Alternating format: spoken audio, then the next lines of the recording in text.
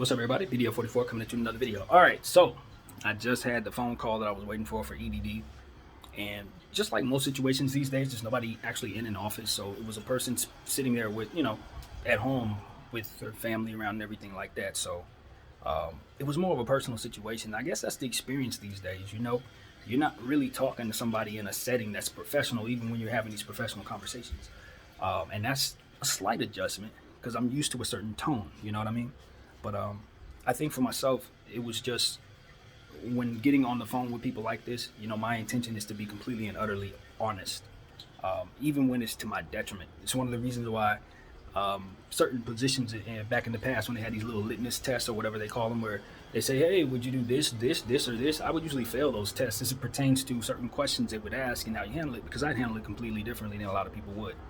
And the funny thing is, in being the way that I am, I found that I get the results that I want, not following the book, so to speak, and just doing things my own way.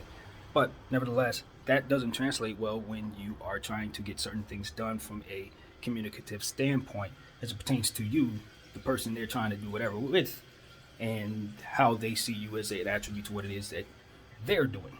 And so, even though this is not a job interview, I still understand it's the same concept. They want you to be saying that you're hustling to try to get another job. And that's not my truth. My truth is I'm trying to transition out of needing to work altogether, and I need some money to help me along the way. So as I told her, I was like, look, yeah, I'm looking for work, and I've inputted the fact that I'm looking for work. But the reasons I left those other jobs is because I was too stressed from working. And I didn't lie about that. I was like, it was not like the job treated me poorly or they fired me because I had some bad behavior. That's not what happened with the last two positions that I left from. I left those positions because I was too stressed from the fact that I was doing the job itself and hated it. That's the truth.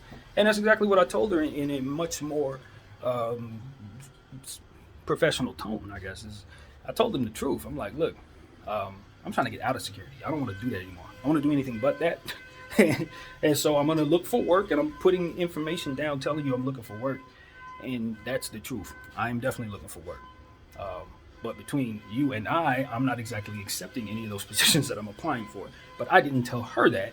But I think the tone let her understand that is the truth if they were to ask me that. I'm thankful she didn't ask. So it was one of those situations where I don't know how that went. I honestly don't. I might have hurt myself by being too honest. But at the same time, it's like, at this stage of my life, I don't want to lie to anybody about anything. I've really been going through something. And I really don't want to do what I've been doing. And I really probably need to. And that's just the truth. And until I figure out how to override what it is that I don't want to do what it is I need to do, I'm going to be at a disadvantage. That's been my life my entire life. So I don't lie to people about that, Nobody. Not a soul. I've been through too much. I've stood on too much, specifically over the last year, to cap about any damn thing. It's been too damn hard, seriously, to cap. So that's where I'm at. So if that keeps me from getting something that I need, then it's not meant for me. And it ain't actually something I need. And that's how I'm approaching life in general. Favor has always come my way one way or another, even if it just keeps me from hitting fire beneath my feet. But one thing's for certain, is I'm standing on the fact that I'm being an honest person and a good person about what it is I'm doing. I didn't even ask for unemployment until I absolutely, utterly needed to. And then it has taken a month and a half since to actually get this situation in my position, in my life, to have this opportunity. So for me, I really don't feel bad about being real about what I've been going through, and that's something I can stand on. You know what I mean? 37 years of age. I don't think it's something to be ashamed of. You know what I mean? I really don't. But at the same time, there are things that I need to do that I would need to hold myself accountable for. And maybe I am not mature enough of a man to do that on my own just yet. Maybe that's the problem. Maybe it's not. I don't know. But if I did know, believe you me, I'd fix my problem quickly. Because it does not feel good to be in this position. I will tell you this, though. I feel good. I'm having a good day. I was working out and listening to music when she called. Her energy was good from person to person. She was cool. I think she was a little perturbed because the communication wasn't, she was in the matrix half the time, to be honest with you. I couldn't hear her.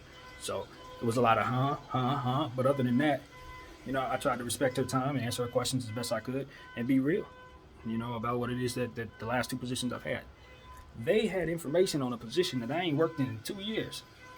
So that's really concerning to me. I don't know why the hell they derived their information from that old position when I specifically put down 2 positions.